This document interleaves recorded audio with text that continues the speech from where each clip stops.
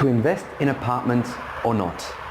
That's really the most common question I'm receiving today. Hi, I'm Niro Thambi-Pillay from Investment Rise, and if you've been watching any of my past videos, you know that I've been cautioning people for quite some time about the oversupply in the apartment market, the oncoming glut, the challenges people are going to have with getting valuations and getting capital growth and also getting their apartments rented. And now the data is starting to back that up.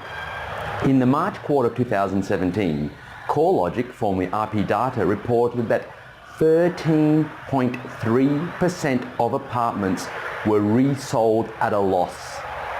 Yep, that means around about 1 in 8, 1 in 9 people are losing money on their investment apartments.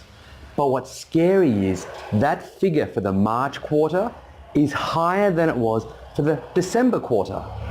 And as I record this video, we're in the middle of July. When we get the results for this last quarter, I'm sure they're only going to be even worse. Why? Primarily because banks are saying we're overexposed in the apartment market. We want to get out of the apartment market. So they're trying to not complete on deals that they had sort of given pre-approvals for maybe a year or 2 years ago for an off-the-plan purchase. They are looking to see what else they can do to bring down the loan-to-value ratios of new applications for apartments. So people who've got a 10% deposit, sometimes even a 20% deposit, that's no longer enough. Combine that with the fact that we've got this oversupply coming on board. So we've got lenders trying to bring down values. We're oversupply. Whenever there's an excess supply versus demand, prices drop.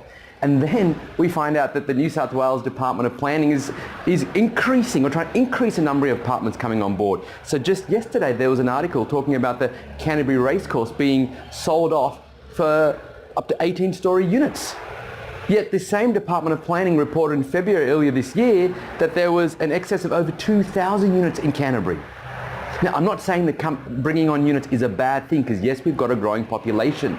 But right now, if you're looking to invest, if you're looking to get capital growth, you're looking to make money on your investment property, entering the apartment market in any capital city, or even regional city for that matter, is almost definitely a recipe for disaster over the coming few years. So what do? Well, you've got to stick to houses, land. Where's there an undersupply?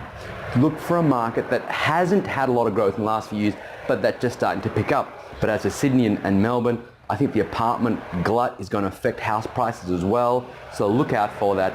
But let me know what you think. Do you think you should be looking to buy an investment property as an apartment right now to get capital growth in the coming few years? I'd love to hear from you. Bye for now.